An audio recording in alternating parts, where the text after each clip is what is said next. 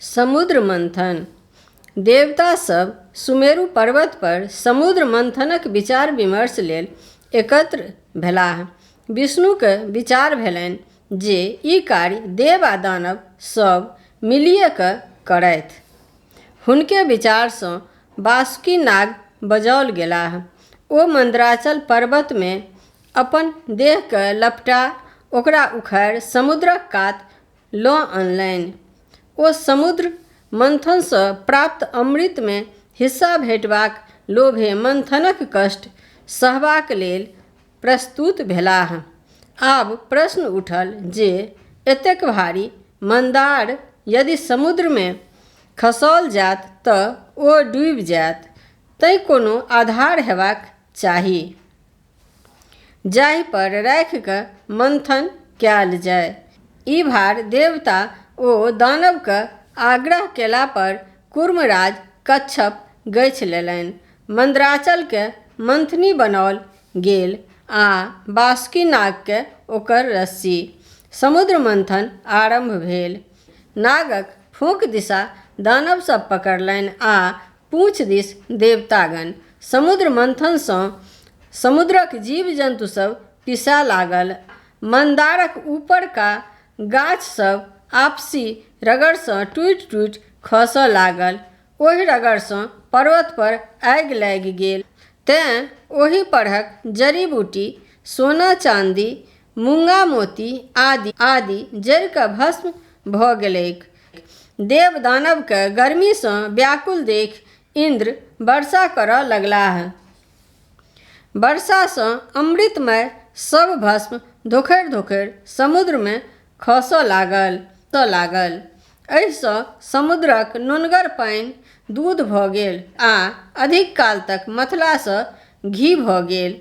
एहि प्रकारे औरो अधिक काल तक मथलासँ समुद्रसँ लक्ष्मी, सूरा, मदिरा, उच्चैःश्रवा घोड़ा निकलल जे चंद्रमा सब हथिया लेलनि। तत्पश्चात अमृत लेने धन्वन्तरी प्रगट भेलाह। तखन विष निकलल। ओकर दाहसँ देव दानव सब मूर्छित हुअ लागल। तखन हाहाकार मचि गेल। अंत में विष्णुके निहोरासँ महादेव सबटा विषके घोंटि गेलाह। ओहो शीघ्रहि बेहोश भऽ गेलाह। तखन गौरीके निहोरा मिनती पर विषहाराके संग बहुत रास साँप, बिढ़नी, चुट्टी आदि जीव महादेवक शरीरसँ विष निकाललक। अंत में महादेवक अनुरोध पर कंठ में कनेक विष छोड़ि देलक, जाहिसँ हुनकर कंठ कारी भऽ गेल। तहिएसँ ओ नीलकंठ कहाबऽ लगलाह। अमृत लेल देवता आ दानव में झगड़ा हुअ लागल। दानव सभक कहब छल जे समुद्रसँ बहरायल सब वस्तु तँ देवता सब लइए लेलनि, किंतु जाहि अमृत लेल सब एतेक परिश्रम केने छलाह ताहिमे हुनको सबके हिस्सा भेटबाक चाही। देवता सबके ई डर छल जे बिना अमृत पीनहि दानव सब बहुत बलिष्ठ छल आ कएक बेर देवता सबके परास्त कऽ स्वर्गसँ भगा देने छल। यदि ओ सब अमृत पीब लेत तखन तऽ ओ अमर भऽ जाएत आ सदिखन हुनका सबके दबौने रहत। ई सोचि भगवान विष्णु मोहिनीके रूप धारण कऽ दानव सबके मोहबाक लेल हुनका सभक आगू ठाढ़ भऽ गेलाह। दैत्य मोहिनी स्त्रीसँ मोहित भऽ अमृत उठाय हुनके हाथमे राखि अस्त्र शस्त्र लऽ देवता लोकनिसँ युद्ध करऽ दौड़ल। तावत भगवान नारायण देवता सबके अमृत पिया देलनि। देवते सभक रूप धऽ राहु नामक दैत्य सेहो अमृत पीबऽ लागल, किंतु चंद्रमा आ सूर्य ओकरा चिन्ह गेलाह आ भगवान विष्णुके कहि देलनि यावत ओकरा कंठ में अमृत जाय तावत विष्णु अपन चक्रसँ ओकर गर्दन काटि देलनि। अमृतके स्पर्श भेलाके कारणे ओ मरि नहि सकल, किंतु दुइ भागमे विभक्त भऽ मुंड राहु आ धड़ केतु कहोलक। तहिएसँ ओ सूर्य आ चंद्रमाक शत्रु भऽ गेल।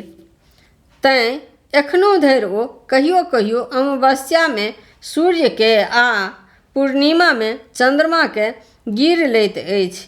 तहियासँ सूर्य ग्रहण आ चन्द्र ग्रहण होइत अछि। जे ओकर धर कटल छै तैँ सूर्य चन्द्रमा फेर बाहर भऽ जाइत छथि। देवता सबके अमृत पिओलाक पश्चात भगवान विष्णु अस्त्र शस्त्र लय दानव सबसँ घमासान युद्ध कऽ ओकरा सबके मारि काटि पाताल भगा देलनि।